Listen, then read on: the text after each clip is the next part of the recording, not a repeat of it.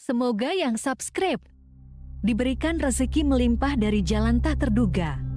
Dan yang like komen, dimudahkan jalannya menuju surga di hari akhir nanti. Siapa yang tak mendengar nama Qorun? Dia adalah seorang sosok kaya raya di zaman Nabi Musa yang namanya melegenda hingga sekarang. Kisahnya diabadikan dalam Al-Quran, bahkan menjadi peribahasa atau ungkapan di masyarakat guna menggambarkan seseorang yang mirip dengan tabiatnya atau menisbatkan harta yang ditemukan terpendam dalam tanah sebagai harta Qorun. Qorun adalah miliarder kaya raya yang hidup sejaman dengan Nabi Musa. Saking kaya rayanya, Qorun setiap kali keluar dari rumahnya, ia didampingi dengan 300 pelayan laki-laki dan 300 pelayan perempuan. Qorun juga dikawal oleh 4.000 pengawal yang diiringi 4.000 binatang ternak ditambah 60 ekor unta yang khusus membawa kunci-kunci gudang penyimpanan harta kekayaannya itu. Itu dilakukan semata-mata sebagai bentuk kesombongan bahwa dialah manusia paling kaya, paling terhormat, dan memiliki pengikut setia. Ia merasa lebih mulia dibandingkan Nabi Musa alaihissalam. Orang-orang tentu saja akan penasaran seberapa banyak harta kekayaan Qorun jika pengawal dan pembawa kunci gudang kekayaannya sebanyak itu. Lalu berapa banyakkah harta yang dimiliki Qorun yang disimpan di dalam gudangnya tersebut? Sebelum saya melanjutkan, dimohon untuk menonton video ini sampai selesai supaya tidak ada kesalahpahaman dalam memahami isi cerita, serta mohon bantu channel ini semakin berkembang dengan cara tekan subscribe dan silakan tinggalkan like serta komen positifnya. Semoga dukungan pemirsa Risalah Kehidupan bernilai pahala dan menjadi wasilah dimudahkannya segala urusan pemirsa sekalian. Pemirsa Risalah Kehidupan, di zaman sekarang banyak orang yang mengistilahkan rezeki yang tak terduga dengan istilah harta Qorun. Lalu dari manakah sumber harta kekayaan Qorun yang sangat luar biasa itu? Serta di manakah Qorun dan hartanya ditenggelamkan? Siapakah Qorun dan bagaimana kisahnya dengan Nabi Musa? Qorun merupakan kaum Nabi Musa alaihissalam. Disebutkan oleh Ibnu Jurayj, nama lengkap Qorun adalah Qorun ibnu Yashar, ibnu Qahis, ibnu Lawi, ibnu Yakub. Ia merupakan putra paman atau sepupu Nabi Musa alaihissalam. Pasalnya, Nabi Musa alaihissalam sendiri adalah putra Imran, sedangkan Imran adalah putra Qahis. Dengan kata lain, Qorun masih satu kakek dengan Nabi Musa alaihissalam, yakni kakek Qahis. Ia adalah umat Nabi Musa yang taat. Tidak hanya memiliki banyak harta, Qorun juga termasuk orang yang cerdas dan berilmu. Ia menguasai ilmu duniawi dan ilmu ukhrawi, dan tercatat bahwa Qorun adalah ahli di bidang kimia. Dirinya tercatat sebagai ahli kitab Taurat setelah Nabi Musa. Kepandaian Qorun dalam ilmu agama membuat dirinya sering disebut dengan ilmu nawir, atau orang yang memberi cahaya dan penerangan. Suaranya terkenal merdu dalam membaca kitab Taurat. Selain itu, Qorun juga lihai dalam berbisnis. Ia mengetahui trik investasi yang menguntungkan, serta jalur perdagangan internasional yang strategis di zamannya. Kekayaan Qorun begitu banyak, sebagaimana tercatat dalam surat Al-Qasas ayat 76. Sesungguhnya Qorun termasuk kaum Musa, tetapi dia berlaku aniaya terhadap mereka. Kami menganugerahkan kepadanya perbendaharaan harta yang kunci-kuncinya sungguh berat dipikul oleh sejumlah orang-orang yang kuat. Dalam riwayat Kaisamah disebutkan, kunci gudang kekayaan Qorun dibutuhkan 60 bigol atau sejenis kuda kecil. Ukuran kuncinya sebesar jari, bahannya terbuat dari kulit, dan setiap kunci digunakan untuk satu gudang. Maka keluarlah Qorun kepada kaumnya dalam kemegahannya. Para ulama tafsir menjelaskan Qarun keluar dengan mewah diiringi dengan 300 gadis berbaju merah dan 4.000 kendaraan kuda. Tak heran, iring-iringan Qarun itu mengundang decak kagum mereka yang gandrung terhadap harta kekayaan. Sebagaimana yang terekam dalam ayat Al-Quran, moga-moga kiranya kita mempunyai seperti apa yang telah diberikan kepada Qarun. Sesungguhnya ia benar-benar mempunyai keberuntungan yang besar. Quran Surat Al-Qasas ayat 79. Namun tak sedikit kaumnya yang mengingatkan. Ingatlah ketika kaumnya berkata kepadanya, janganlah engkau terlalu bangga, sesungguhnya Allah tidak menyukai orang-orang yang terlalu membanggakan diri atau farihin. Ulama menafsirkan istilah farihin di sana juga berarti takabur, zolim, berbuat kerusakan, arogan, dan tak mau bersyukur terhadap nikmat. Qarun dikisahkan memiliki ribuan kuda yang berisikan emas dan perak. Bila keluar rumah, Qarun selalu berpakaian mewah dan dikawal 600 pelayan dan diiringi 4.000 ekor kuda serta 60 ekor unta yang membawa kunci-kunci gudang kekayaannya. Namun, sayangnya Qarun kemudian membangkang pada Nabi Musa dan menjadi pengikut setia Fir'aun. Mengenai dari mana asal-usul kekayaan Qarun, ada beberapa riwayat yang memberitahukan tentang asal-usul kekayaan Qarun. Sumber pertama menyebutkan bahwa jauh sebelum memiliki kekayaan, Qarun hanyalah seorang lelaki miskin yang tidak mampu menafkahi keluarganya. Anaknya sangat banyak. Lalu suatu ketika Qarun datang kepada Nabi Musa. Ia meminta Nabi Musa alaihi salam untuk mendoakannya agar Allah memberikan harta benda yang banyak. Qarun juga meminta Nabi Musa mengajarinya ilmu kimia dan ilmu-ilmu kehidupan lainnya. Qarun dikenal sebagai orang yang soleh dan mengikuti ajaran Ibrahim dengan baik, sehingga tanpa pikir panjang, Nabi Musa alaihi salam menyetujui permintaannya. Allah Subhanahu wa ta'ala mengabulkan doa Nabi Musa. Qarun diberikan kecerdasan luar biasa dan menguasai ilmu yang telah diajarkan kepadanya. Qarun menguasai teori dan praktik pembuatan emas permata dan beragam perhiasan mewah lainnya. Ia juga pakar dalam ilmu arsitektur, rancangan bangunan, penataan kota, dan lain sebagainya. Tidak lama setelah itu, hidupnya berubah. Qarun pun hidup dengan bergelimbang harta. Ribuan gudang yang dimilikinya penuh dengan emas dan perak. Namun, sayangnya, keberuntungan yang didapatkannya membuatnya gelap mata. Qarun mulai hidup dengan penuh pamer, keangkuhan, dan penuh kesombongan. Kekayaan yang diberikan Allah Subhanahu wa ta'ala membuatnya lupa dengan Sang Maha Pemberi. Qarun merasa lebih terhormat dan mulia dibandingkan Nabi Musa. Ia pun akhirnya membelot dan durhaka pada Musa. Ia mengingkari janji-janjinya dulu dan beralih menjadi pengikut Fir'aun yang setia.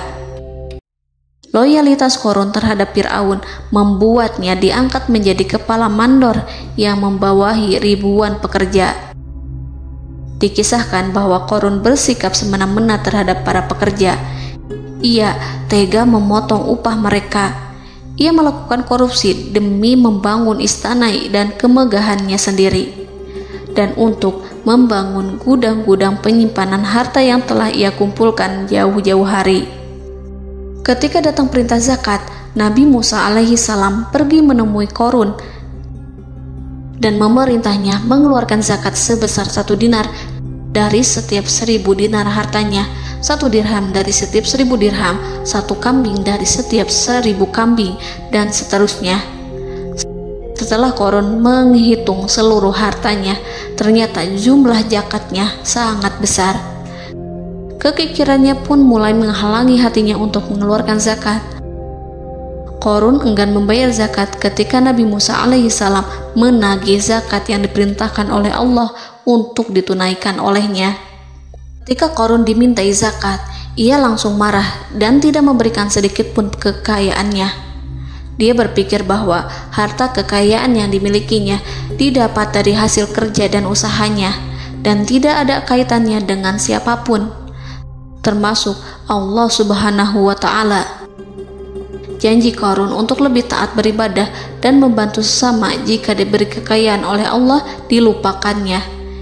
Dia mempergunakan kekayaannya tersebut dalam kesesatan, kezoliman, dan permusuhan, sehingga membuatnya menjadi sombong dan terlena. Orang-orang beriman pada masa itu sering menasihati Qarun untuk bersyukur atas nikmat yang telah Allah berikan, tetapi dia tidak mengindahkan nasihat tersebut. Dari sikapnya tersebut sudah jelas bahwa Qarun tidak membutuhkan nasihat kebenaran, bahkan merasa tidak takut dengan ancaman Allah. Sebab Qarun merasa sudah memiliki segalanya.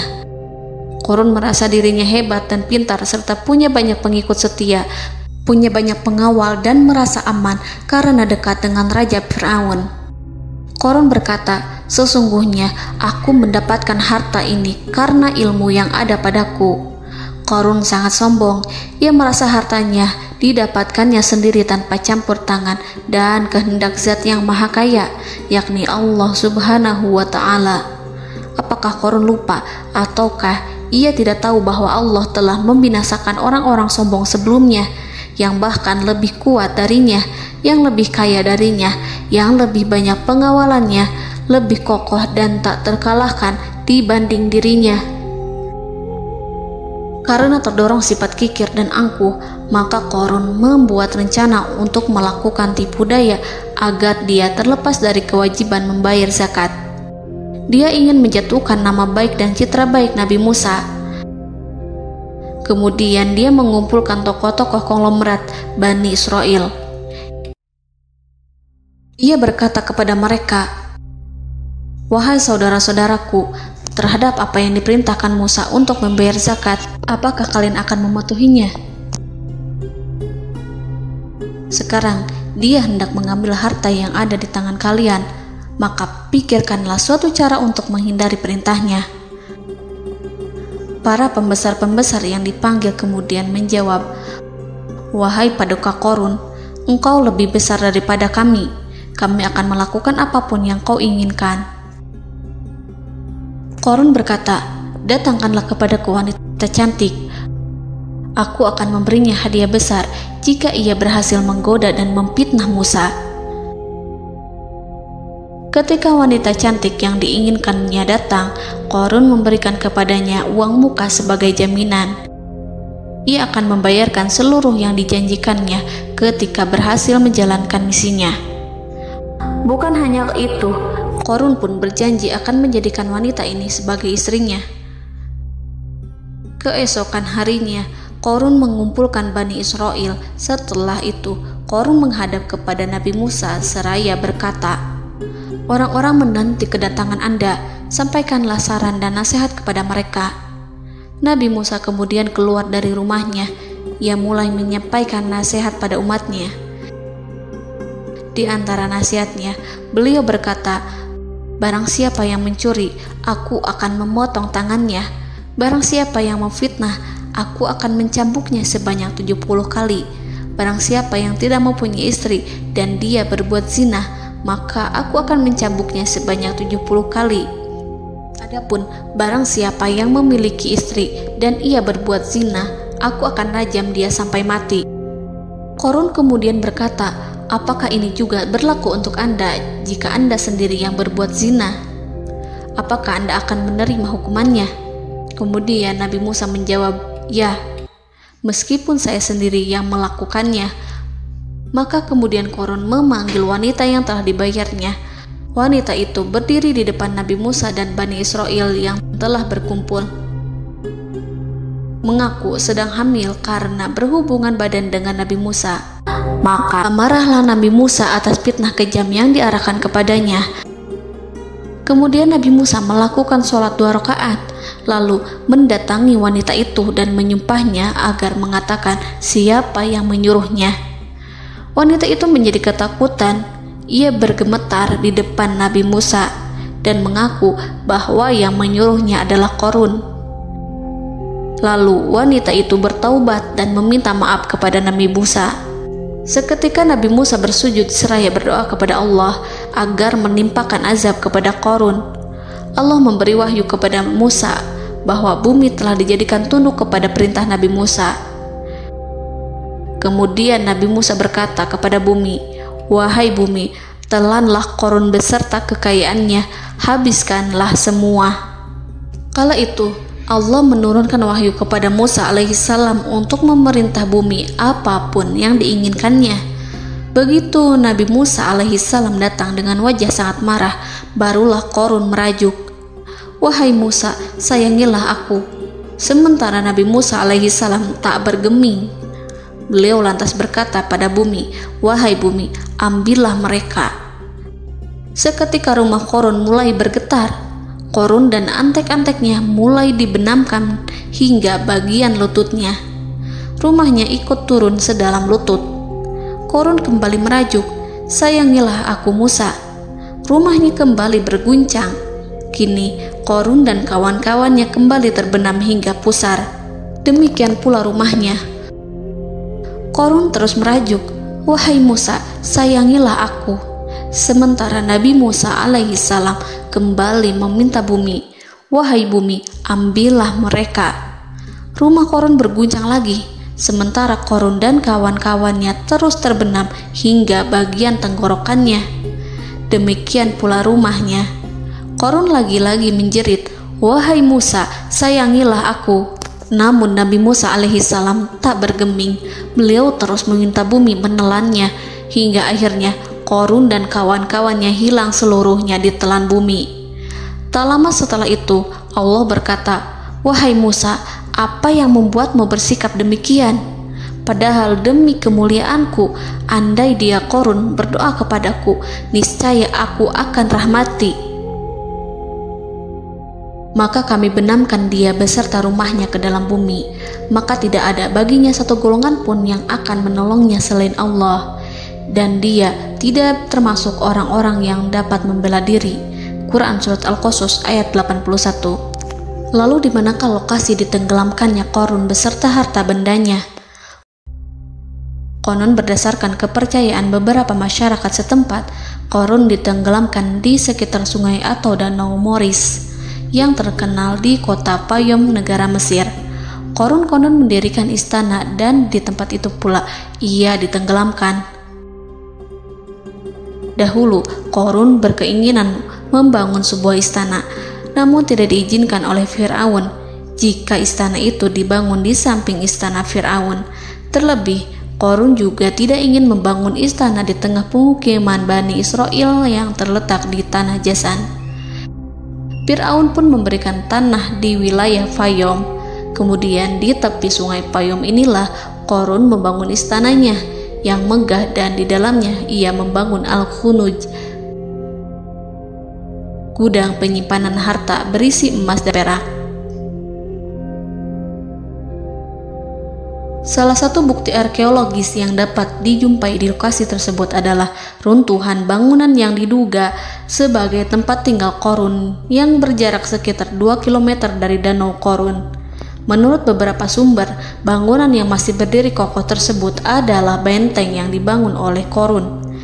Namun ada juga yang mengatakan bahwa bangunan tersebut adalah tempat tinggalnya. Wallahu a'lam. Semoga kita semua dijadikan orang yang Allah mampukan menjadi orang kaya namun tidak seperti Qarun,